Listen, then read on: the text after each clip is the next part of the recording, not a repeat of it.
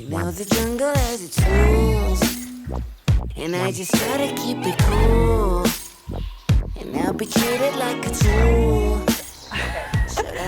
I'm here with Ellie Gibson and Helen Thorn, the Scummy Mummies, also host to a very successful podcast, huge following on Instagram, and they're also authors as well, and now Fringe show performers. They're here in Edinburgh to take their show on the road, as it were, and we've caught up with them in the back of our Darnley's gin taxi to have a chat.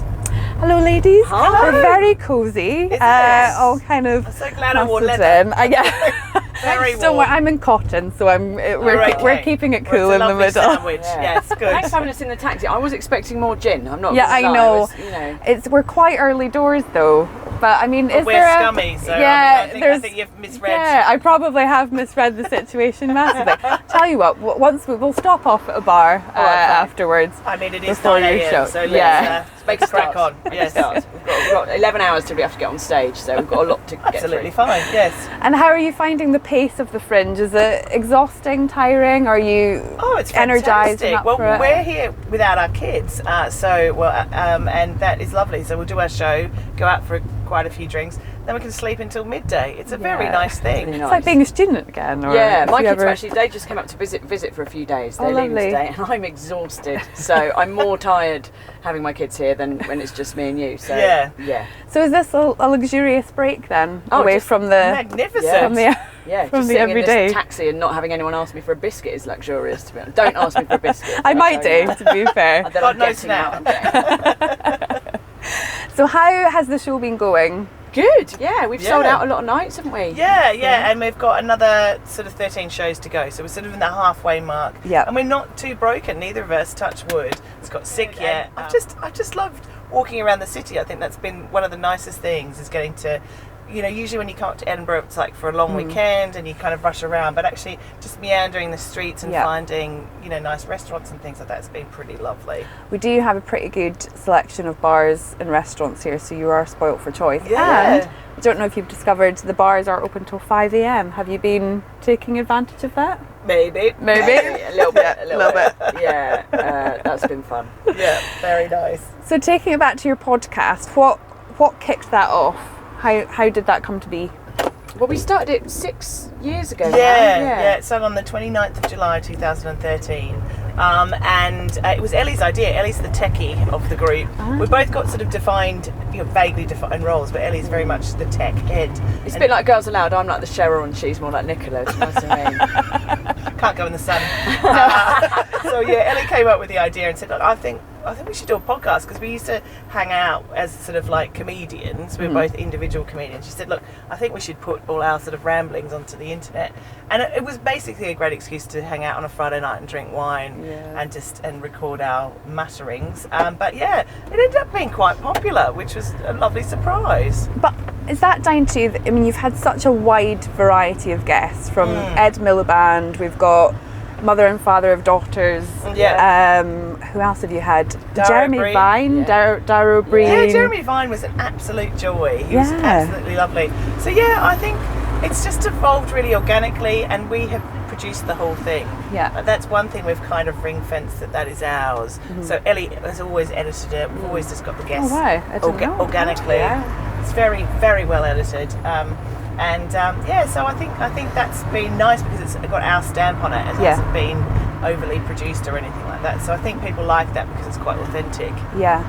And I suppose, parenthood kind of resonates with it. You don't just have to be parents to listen to the podcast. No. You could be auntie, uncle, have kids in your life, have neighbours' kids in your life, Yeah. So that's probably why it has that really broad appeal. But obviously it would resonate with parents.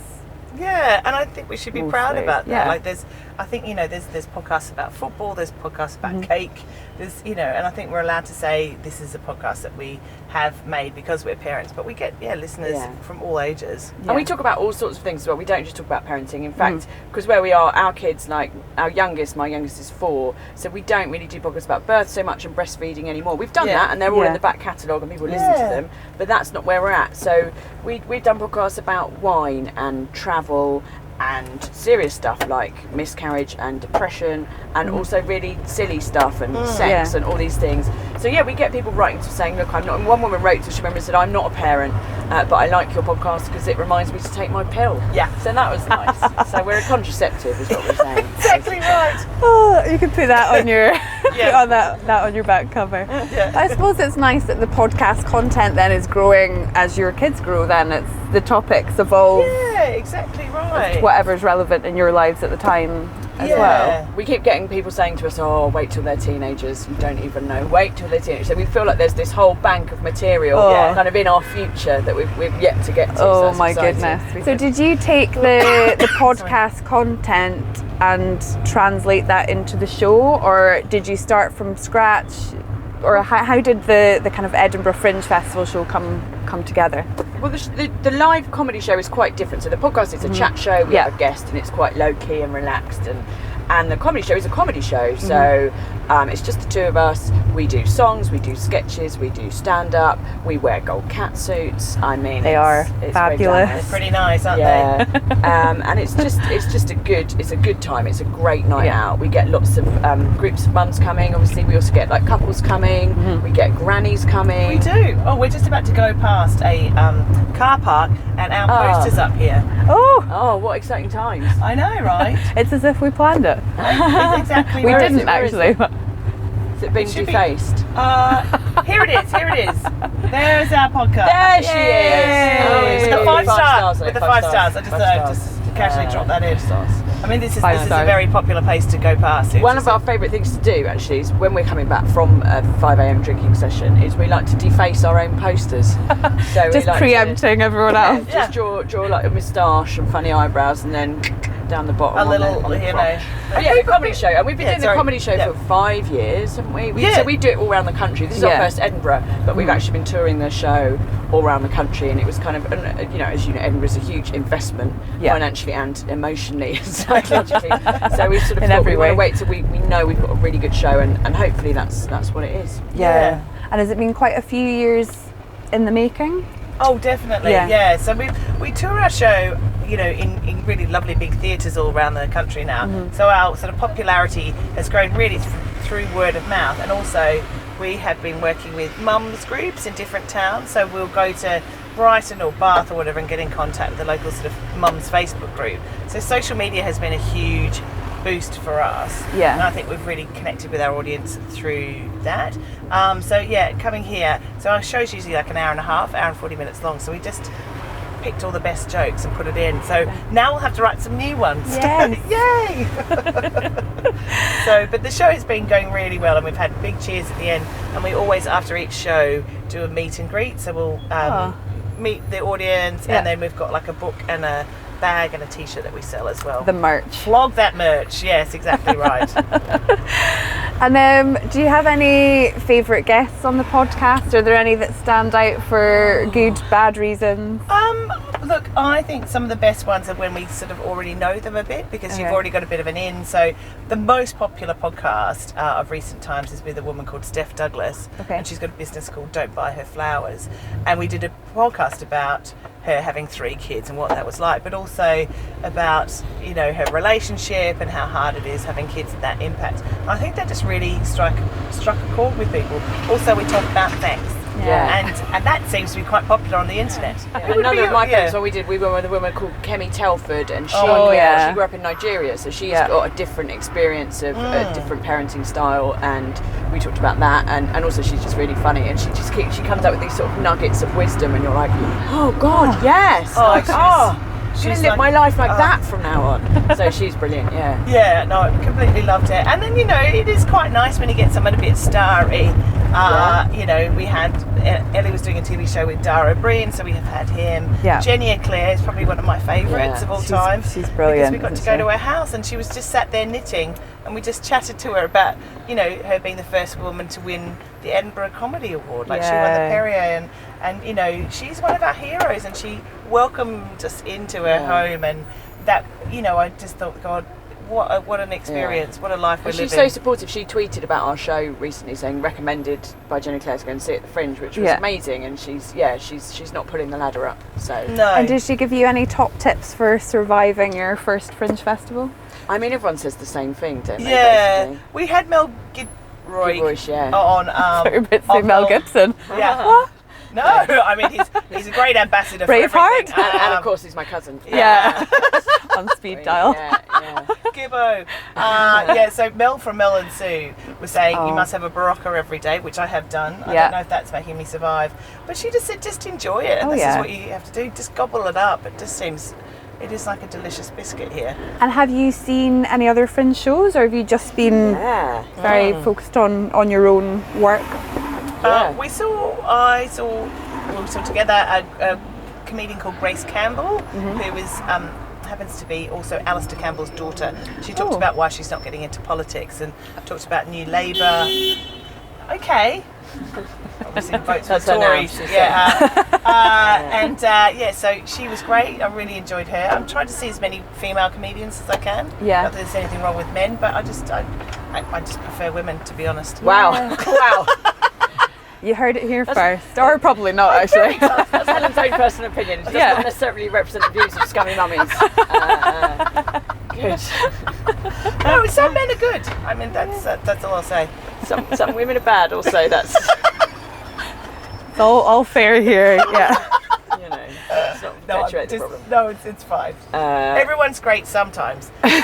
Yes. I went to see my friend Alistair Beckett King doing a show, and despite being a man, his show was hilarious. Despite his shortcomings. Yes. He does have long hair though, which is nice. Yeah. He's very funny. And we saw Bryony Kimming's show, I'm a Phoenix Bitch, which was amazing. That was brilliant. 10 stars. And we saw yesterday, my friend George Egg is doing a show called Movable Feast, which is how you can cook like a 3-course meal on like planes, and like he cooks a chicken breast on a car engine. It's very exciting. That was good. And then we saw a kids science show yesterday, Morgan and West, Unbelievable Science. That was great. And they do like experiments live on stage, and your man nearly burnt his hand off, so that was he had spent half the show live with his hand in a glass of water. So we realised it was quite serious. So that was exciting. God, the show must go on. The show did go on. Yeah. To them. He wasn't at the meet and greet after though, just as Buddy went. So he was off in an ambulance. He was in A&E to deal with that. Was very exciting. And have you had a chance to sample the bars and restaurants in Edinburgh? Have you been out for a few gin and tonics, whiskies, wine? We had a lovely, a nice treaty lunch at Scran and Scally in Stockbridge. Oh, that's very nice. Yes, that is a favourite. You can find a Darnley's gin there. Excellent. Just saying. If you fancy it. I went to Henderson's vegan restaurant yesterday. Are you vegan? 80%. Close enough. She ate a carrot yesterday. Yeah. That's what she means. Yeah. I'm very largely plant-based. Poor cat. What did you have at Scran and Scally's? The vegan steak pie? Yes, I know. I mean, I love the vegan crab. That liver parfait carrot was the amazing. Vegan chicken liver parfait. Yeah, that was good. Sensational. Yeah. So that was good. Yeah, no, the Henderson's vegan restaurant was excellent. I had 2 glasses of Chardonnay because this one won't have it. She won't have a Chardonnay, so I treated myself. ABC? Anything but Chardonnay? Oh, is that a thing? Is that ABC? Oh, we did not know that. Oh, we're gonna start saying that. Yeah, that'd be ABC, anything but Chardonnay. You get lovely Chardonnays though. That's I got myself a very nice sort of. It looked like a very dehydrated wee. Oh, it was delicious. I had 2 of those. That was nice. And then I went up to the bar at Harvey Nick's. Oh, 4th floor. Yeah, great views of St Andrew's Square and the makeup counter. Yes, if you fancy that. And clothes I can't afford. It was very nice. Have you had a chance? You've been up to Scotland before, both of you. You've been to Edinburgh before. Have you had a chance to get out of the city this time, or are you just kind of staying put? Yeah, I have. So my cousin lives in Dollar. Oh, nice. And she's got 4 kids. So on Sunday we went out and we met her and my great aunt and all the kids. And it was brilliant. It was really lovely to see a bit of the countryside. And they've got this amazing house. And we had amazing roast beef and it was all amazing. It was very nice. But yeah, it's absolutely It would be in Dollar. Yeah, Dollar's pretty. It's called Dollar I mean, for a reason.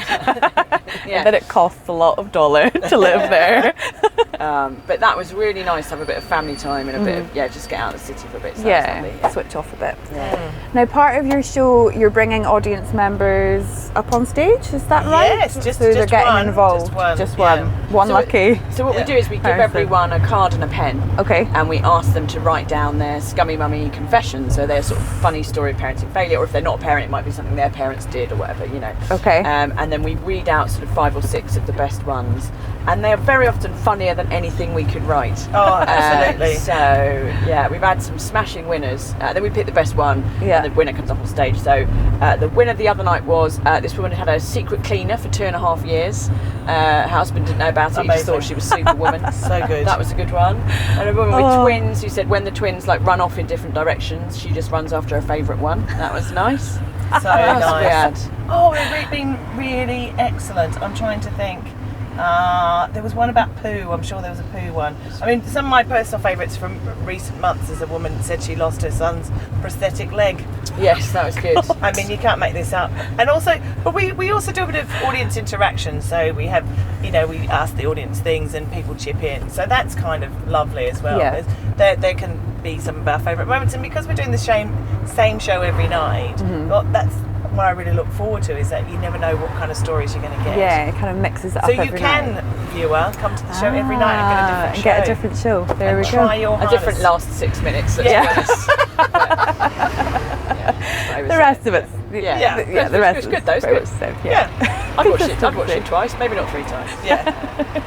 Oh, good. We're at the hospital. Excellent. And the name Scummy Mummies, where does that come from? Is it? Ellie's head. Yeah, it just popped into my mind. head. I just thought, because obviously Scummy Mummies is a thing, or certainly was more of a thing 6 years ago when we started. And and Helen and I, we met doing comedy, but then we used to hang out together, and we just used to talk about all the terrible sort of disasters that would happen to us on a day-to-day basis as parents. And I just thought that's funny, isn't it? Scummy Mummies, but it is a bit difficult because people misread it all the time. All the time, And I think we're called Scummy Mummies and called us Scummy Mummies on the radio and stuff, and it is very no, annoying. We're so the opposite. We're the opposite. Yeah. That's the point. Yeah.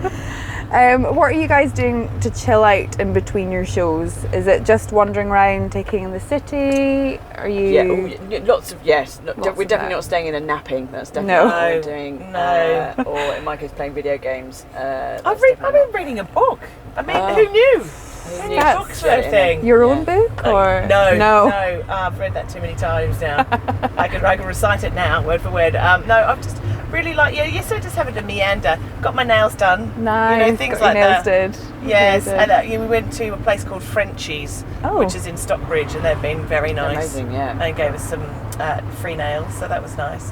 And just doing. And tomorrow I've got a massage book, so just trying to have a little bit of self-care amongst the self-destruction. Yeah, well, I think it's all about balance, isn't it? So we keep being told.